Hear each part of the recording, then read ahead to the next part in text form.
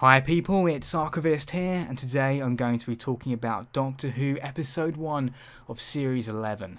I haven't spoken about Doctor Who in quite a while now, and quite frankly that's because I fell out of favour with the series. I just lost interest in it. The last time I had interest in Doctor Who was Series 8, and really that's the earlier half of Series 8. I really enjoyed the darker tone that Series 8 began with, and Peter Capaldi really did a great job of changing the way we thought of the Doctor, who he was. Unfortunately, they decided to abandon that darker tone as the series progressed, and then completely as we went into Series 9, and it became something I no longer enjoyed. I did watch it, to be fair, out of interest and the fact that I used to absolutely love the series, but it was no longer something that I watched and revered, something that I truly respected. And I've always longed for Doctor Who to return to what I consider to be my golden age of Doctor Who, which was the Tennant era, Series 2, 3 and 4, particularly the special episodes that followed Series 4.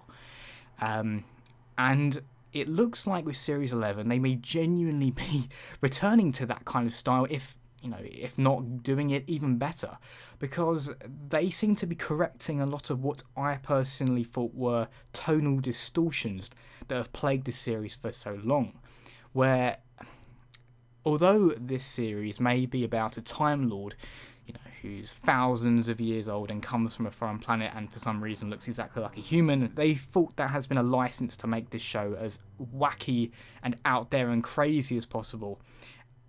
And although you can sort of do that, on the other hand, it does hurt the relatability of the show, because if something is too abstract and too strange, then you aren't able to invest yourself in the narrative because it's just too different. But I've got some strong vibes from this first episode that they're taking it in a slightly more grounded direction. I've always thought that if you're doing sci-fi and you're going to use aliens, also incorporated some grounded components into it are very strong, because it means that those abstract elements are comparatively more important. If you want to introduce these crazy sci-fi elements, it really pays off if you make the tone itself very grounded, and that's where this episode really paid off. The way the cinematography was done felt very, I don't know, it's hard to describe exactly. It was certainly very high grade, but it was shot in a way that didn't feel too erratic. It felt almost like it was done in the style of a high-class BBC drama, which I really liked. The acting felt very grounded. The quirkiness that usually goes a bit overboard in Doctor Who was slightly toned down. It was still there, so characters still had strong personality, but it wasn't to the point of what I consider sometimes cringe. And even though multiple characters were brought into this, the ones that you can tell are going to be the ones carried forward in this show, you could instantly get a sense of their personality. And they were all flawed, but they were also very endearing, and I think that's always been an integral part of Doctor Who, is that the supporting cast need to be, endearing yet flawed, so that we have, we can relate to them, because we need to put ourselves in their place, because they are in a sense representing us, which is where I think the diversity that they're clearly going for here is a good idea, because it means that we can all put ourselves into the shoes of the various characters that have been introduced here.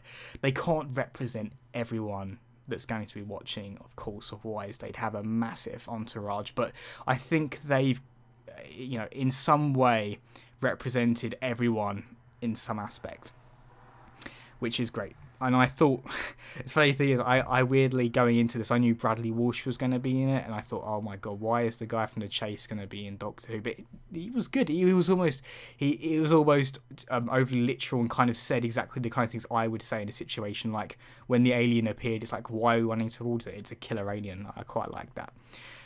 And then, of course, can't talk about the characters without talking about Doctor Who herself, Jodie Whittaker. And, well, of course, one of the biggest talking points going into this has been the whole gender situation. She is now a woman. But as I was watching it, I was really thinking to myself, other than, the odd remark like, oh, I need to get some women's clothes, or being addressed as Madame, this is the Doctor, there's no question about it, and it almost makes you realise how gender neutral the character has been all along. There's never been overwhelmingly masculine traits in the Doctor, so the fact that it's now being played by a woman doesn't really make a difference, and she is very strong. She's got the quirkiness, the intelligence, the screen presence, she can deliver the humour well. If I was to compare her to any other Doctor, it's quite hard, actually, but I kind of got some Eccleston vibes, which is the highest compliment, by the way. Eccleston was a great Doctor. She is not over the top to the degree that Matt Smith was, but she still has that quirkiness, and she stands out. You know, she is still distinctly alien. She is not just an intelligent human. I had no issues whatsoever with Jodie Whittaker being the Doctor. I thought she was very good. I thought, actually, in terms of the debut of a new Doctor, this may be one of the strongest examples. If I go back to Peter Capaldi, I thought his introduction was overly manic. They spent too long on the regeneration mania that they go through, and it was just nonsense for too much of the episode. And they also made him seem overly mean. If I go back to Matt Smith, too quirky. I did not get behind the fish fingers and custard stuff. In fact, that was one of the early signs that I wasn't going to like him or the style they were going for. If I go back to Tennant, that was quite good, to be fair. So I would say that this is pretty much on par with Tennant in terms of the quality of the introduction. And then Eccleston, well, we just kind of arrived with him, and it was the new Doctor Who series, so I don't know if the comparison is even appropriate. But yeah, I would put this, in my opinion at least, up there with the quality that they debuted Tennant with. She is just as intimidating, really, because, again, the Doctor has never been intimidating through his physical presence. It's always been through the intelligence and the wit, and she's able to defeat the enemy by using his own weapon against him, and it just destroys him. So it's exactly the kind of thing you'd expect from the Doctor. So there is no character personality traits that have been betrayed here. If anything, you might say they've been overly safe. They haven't done anything out of the ordinary. I guess that might be deliberate, because they've obviously now decided to change the gender. They're keeping the personality traits very much in line with what you'd expect. This is what I expect from the Doctor. There's nothing outlandish here going on. It is what I wanted to see. I also thought the villain was really good. It doesn't benefit from the nostalgia of something like a Dalek or a Cyberman, which I always love seeing on screen, but what I will commend them for more than... No, there are two things I thought were strong about this particular enemy. Number one, the practical effects. So the suit looked great with the steam coming off it to keep it cool. And even when it removed its mask and you could see its face, the makeup effects were great. And it was relentless. It was an enemy from which you felt genuine fear, because it didn't hold back. And that, again, is something I felt was missing from the Moffat era, was enemies with genuine threat.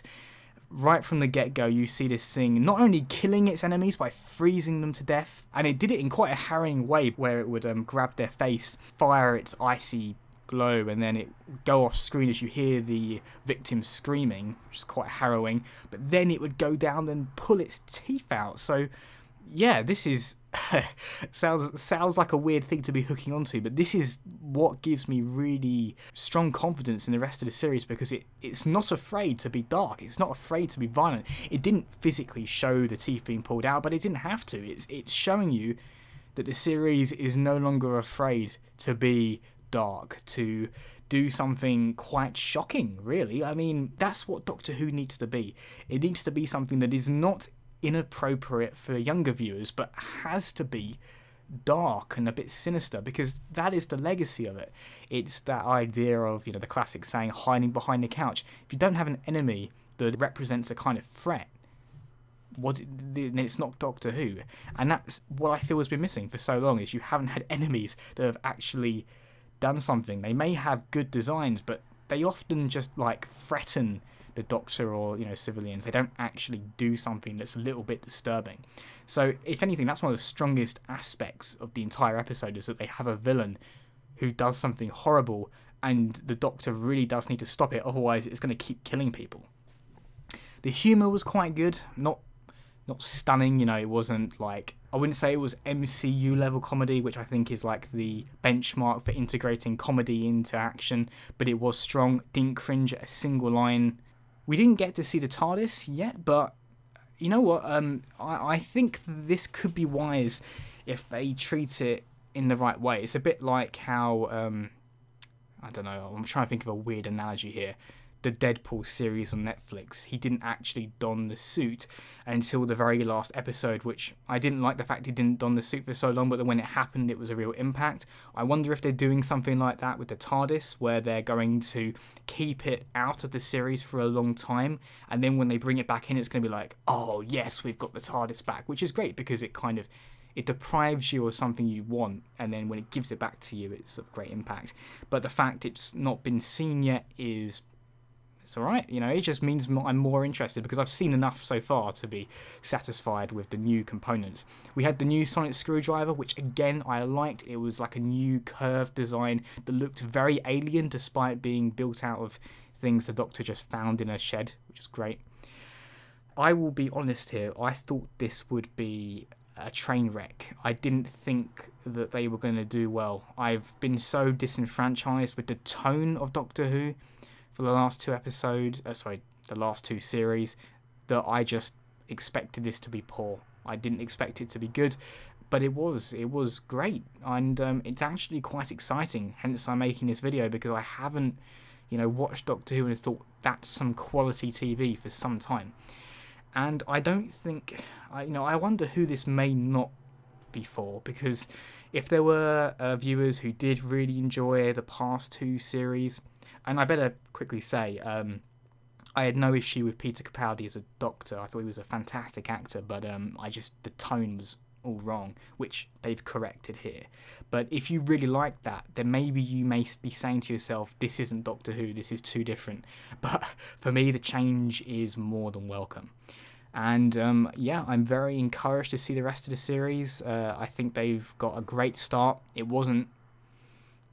It didn't blow me away, but it gave me confidence, and I think that was the most important thing they needed to do here. They didn't want to do something, you know, too bold, because it may have had the potential of, you know, causing more controversy than there's already been around this. But yeah, if you haven't watched Doctor Who in a while, I really urge you to give this a go, because it feels, dare I say, more adult than it's been in a while, just more reserved, but not abandoning the principles of the show. I'll be really curious to see what people are thinking this episode. Maybe I'm really on my own on this. Maybe people hated it. Maybe people thought it wasn't quirky enough. Maybe thought it was too dark, or maybe that the companions weren't fleshed out enough. But in my opinion, it was a solid bit of entertainment, and I really look forward to the rest of the series. And if I get some time, and if it makes enough of an impression on me, I will gladly talk about it on this channel. If you have any thoughts to share yourself, please let me know in the comments below. As always, people, thanks very much for watching, and see you next time.